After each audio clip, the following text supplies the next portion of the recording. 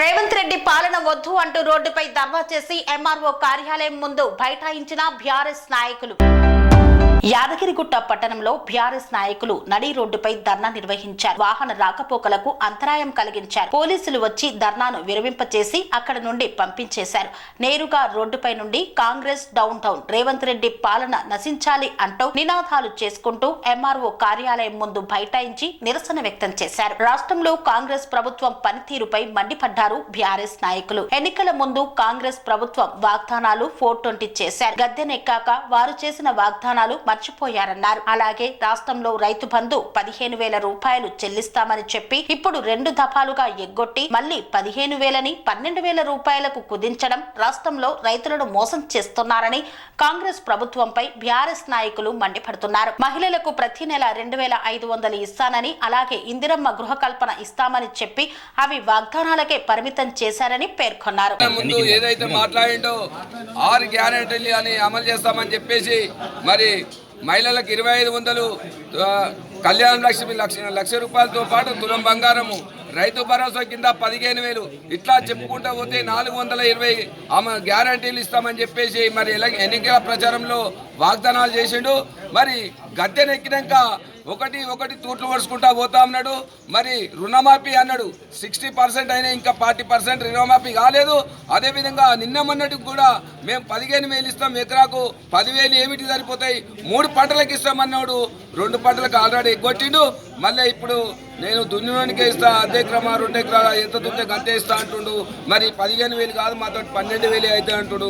అన్ని మోసపూరిత వాగ్దానాలు చేసి ఇలా గవర్నమెంట్లోకి వచ్చి ముఖ్యమంత్రి అయిన తర్వాత ప్రజలను మోసం చేస్తా ఉన్నాడు.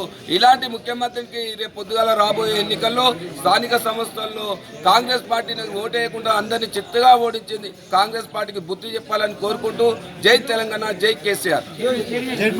తెలంగాణ రాష్ట్రానికి మరి అధికారంలోకి వచ్చిన తర్వాత రేవంత్ రెడ్డి సర్కార్ 420 హామీల్లో భాగంగా మరి 6 గ్యారెంటీలను అమలు చేయకుండా ఇవాళ రైతుల నడ్డి విరిచే విధంగా మరి కేసీఆర్ ప్రభుత్వాన్ని మరి గద్దెదించి ఇవాళ అధికారంలోకి వచ్చినటువంటి రేవంత్ రెడ్డి సర్కార్ మరి కేసీఆర్ చేసినటువంటి పనులను కూడా పక్కకు పెట్టి, కేసీఆర్ ఇచ్చినటువంటి హామీలను కూడా పక్కకు పెట్టి నేను డబల్ ఇస్తా అని చెప్పేసి త్రిబల్ ఇస్తా అని చెప్పి మోసం చేసి వాళ్ళ అధికారంలోకి వచ్చి మరి రైతులను, మరి మహిళలను, మరి వృద్ధాప్యులను అందరూ మోసం చేసి ఇవాళ రేవంత్ రెడ్డి సర్కార్ తెలంగాణ రాష్ట్రంలో రాజ్యం వెళ్తా ఉన్నాడు.